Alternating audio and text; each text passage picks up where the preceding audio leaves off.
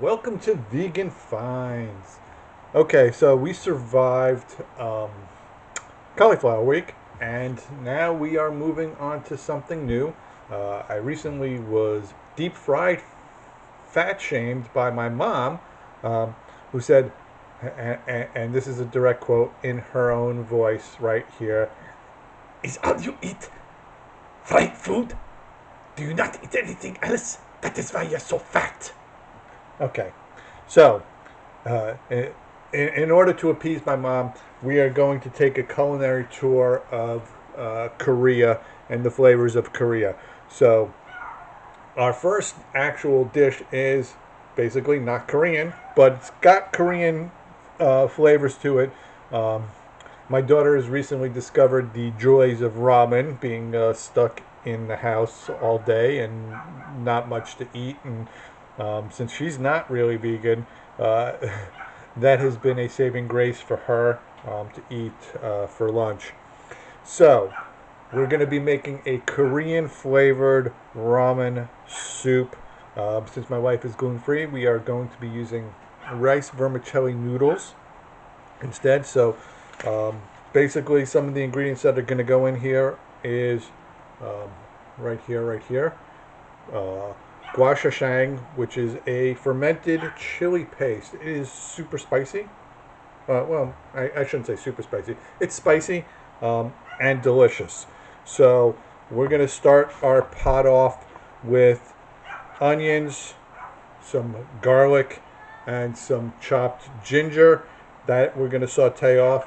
And this is the quintessential. Okay, so into the soup is going to go some kimchi.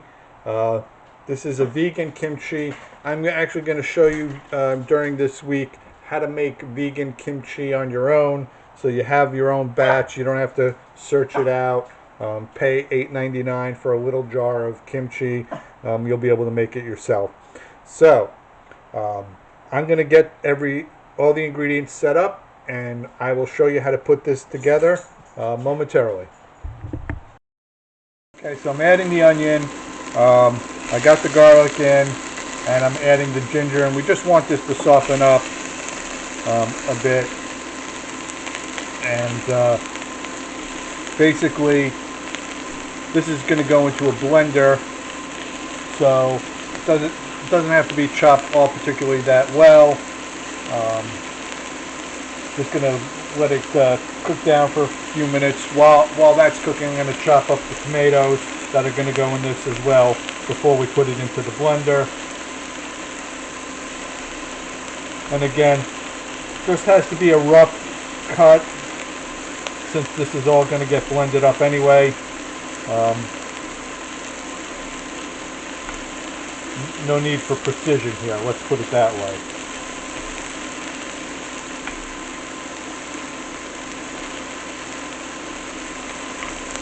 Okay, I'm going to turn that down a little bit.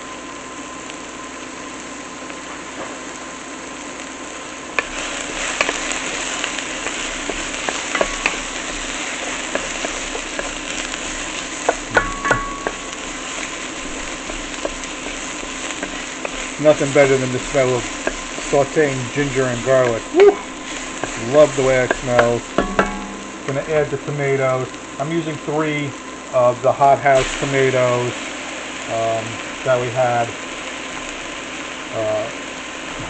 You can use a small tomato. You know, again, this is not a precise kind of dish. So stir that up. See a lot of water coming off of that. I don't even really have this on particularly high. So I'm going to add a cup of vegetable stock to this. Just want this to cook down just a teeny tiny bit more. Smells really, really good.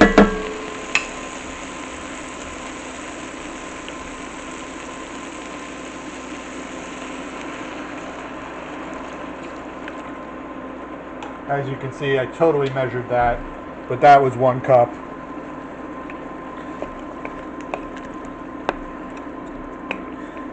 And one of the things that we really like about the Korean food is, one, it's super flavorful. Every dish hits every part of your mouth. So you get the spicy, you get the sweet, you get the sour, you get the salty, and you get that extra blast of that fifth element that everybody refers to as umami. And obviously tomatoes have umami, shiitakes have umami, so fermented foods typically have it, and we're going to be adding some kimchi to this. We're going to be adding some miso as well, so you're getting a lot of concentrated flavors into this dish, which is great. And the other nice thing about Korean food is, as complex as the flavors are, it's really kind of unfussy. You know, you don't have to sit there and go, oh my God, is the plating beautiful? Because typically speaking, it's not. You know, these are dishes that, you know, kind of come from the heart. They're like, you know, your grandma's dishes. Grandma didn't sit there and worry about, you know, putting little microgreens on the plate and making it look pretty. Grandma just made great food, and I feel like Korea is like the world's grandma in a lot of respects. Their food is just that kind of good. So we're going to let this cook a little bit. I'm going to put it in the blender. I'm going to blend it up, and then we're going to start on the rest of the dish. Okay, so before I blend this up, I just want to talk to you about the noodles that we're going to be using. Can't quite see it really too well here, but these are, we're actually going to be using Pad Thai rice stick noodles as opposed to the rice vermicelli, because the rice vermicelli is super thin. This is more of a thicker ramen-esque type of noodle, closer to, you know, obviously it's used in Pad Thai. If you're familiar with Pad Thai, it's almost like a fettuccine, a little bit thinner than a fettuccine. So we're going to be using that instead of the rice vermicelli. I'm going to blend this up. I'm going to tell you how we deal with with these guys in a moment. Okay, so in order to prepare the rice noodles, what you have to do is you have to soak them first. So these are going to be soaking in cold water for 30 minutes. I should have started that before doing everything else, but I'm not in a time crunch, so I can take things slow. So these are going to soak for 30 minutes, and I've already blended up the tomatoes with the onion, garlic, and ginger. I'm going to add part of the kimchi to this, and then I'm going to chop up the rest of the kimchi to the blend. I'm going to add, pardon me, I'm going to add half of the cup of kimchi to the blender, blend it in with the mix, and then chop up the remaining half a cup to add back into the soup. So soak for half an hour. Get your other ingredients set and ready to go, because once this starts cooking, it doesn't really take too long. Okay, so I've sliced up my shiitake mushrooms, but you may be wondering what this little jug of water is doing here, and that's something that I'm using to take care of the tofu that's going to go into this. I have a Tupperware like this, jammed a jug of 1 gallon of water in there, and I've used this to press the tofu. So you can see there's a little bit of water. I actually drained this already once, and you can see how much thinner the tofu is. So I'm going to slice this up into cubes, and I'm going to fry the tofu up and with a little bit of tamari, so that way we'll get some additional flavor in there, and we'll, you know, just keep going with making the dish. So I'm going to slice this up. I'm going to saute the tofu, and we will keep going. Okay, so one other quick note, because we get this question quite a lot, is where do you get your protein from? Well, you're looking at two sources right here. You get tofu, which is high in protein, and then you have the mushrooms as well. So I'm going to cube up these guys right here and get them ready for the frying pan. I'm using a little bit more than I would normally use, but I hate to waste the package. And again, these all these recipes are basically guides. There's no exact measures on most of these things. I forgot to slice up shiitake right here, so I'll just take care of that as well. And just use your best judgment. If you don't want it so spicy, you cut back on some of the spice. We're going to be adding red chili flakes to this. We're going to be adding the guashashang, which is the red pepper, fermented red pepper. And again, and kimchi can be really spicy. This one happens to be very mild. I accidentally got my wife the mild version of the vegan kimchi. But the ones that we'll be making will be a little bit spicier. So stick around. I'll be right back to put the rest of this dish together. Okay, so we placed our blended ingredients back into the pot, and now we are going to be adding 2 tablespoons of tamari.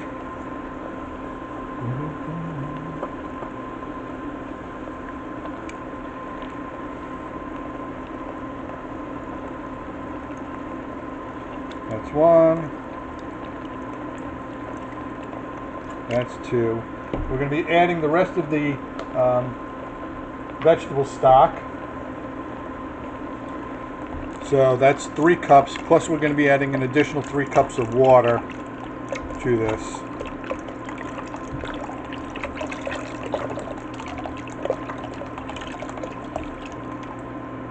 But I just wanted to make sure that the stuff in here does not burn. Okay. Starting to look good.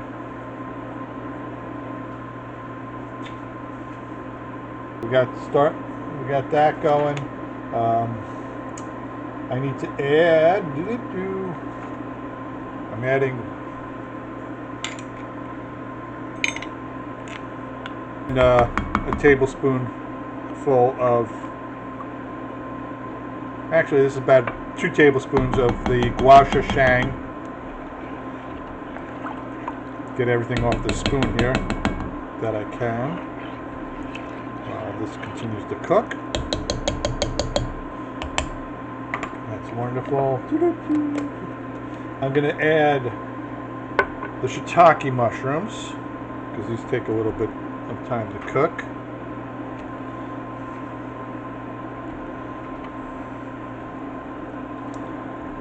Ooh, it's making my mouth water.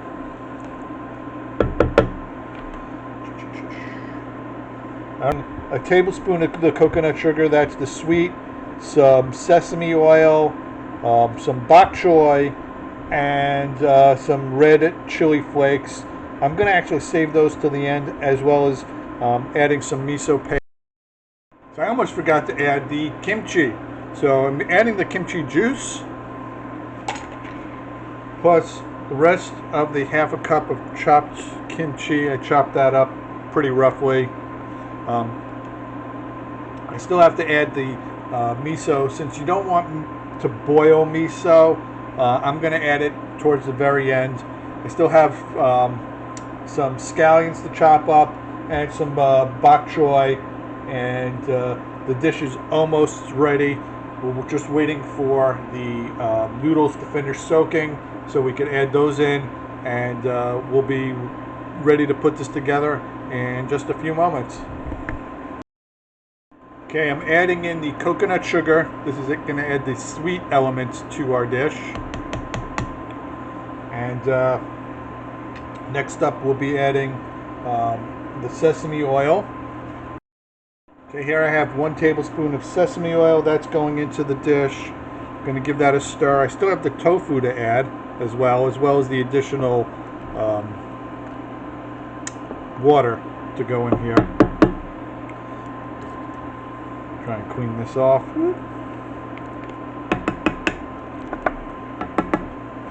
All right, so I'm going to add the tofu in now. You can see the tofu's got a nice little crispy texture to it. I'm going to also add in that miso because we're just about ready. You can add as much or as little tofu as you like. This is all just kind of going in there, all willy-nilly.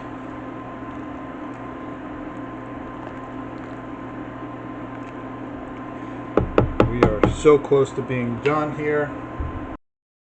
Okay, our noodles have been soaking long enough. We're now going to add them to the pot here. Give that a good stir. Going to add some additional noodles in a moment, plus some additional water. I added a little bit of the bok choy, not the full amount. I still have to add the spring onions and 3 more cups of water, and we'll be back to finish this baby off, finally. Add the spring onions to this, or scallions, depending on where you live. This is looking so good. Going to add some additional water, help the noodles cook a little bit more. Oh, it smells fantastic. And we'll finish it off with the final bits of bok choy and enjoy. Okay, so I've got my 3 cups of water, which I'm going to start adding here. Not going to add the whole amount because I want to take a taste of the broth before I make that decision. Ooh, that's good. That's nice and spicy. I don't really think I need to add any more water to this.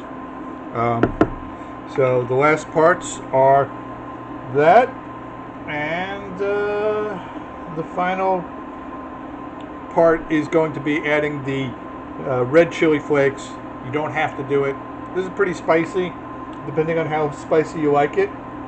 I like it spicy. My wife likes it really spicy as well. So we will probably be adding the red chili flakes afterwards. I'm going to add the remaining bok choy, let it wilt down, and then we're going to plate this baby up. Okay, so here goes the 1 head of baby bok choy. Just going to chop that up, throw it into the pot here. You got to be careful with baby bok choy, depending on where it's grown. It can be really sandy. This one was super duper sandy, so I had to soak it in water for a little bit. We're going to let this cook for a moment, and it is ready to go. Looks freaking delicious, smells great. I think you'll be really happy with the end result. For those of you who are gluten-free, these noodles look like they're working out perfectly, and this is excellent. I'm looking forward to digging in. So we'll be back with this in a moment. Okay, so this is our finished product. I added some leek sprouts to the top of this, just as a little finishing touch. So if you like these recipes, please hit the subscribe button, hit the notification bell, leave a comment, and give us a thumbs up. Let us know what you think, and we're happy to hear from you, as always, and hopefully you will enjoy this dish as much as we do.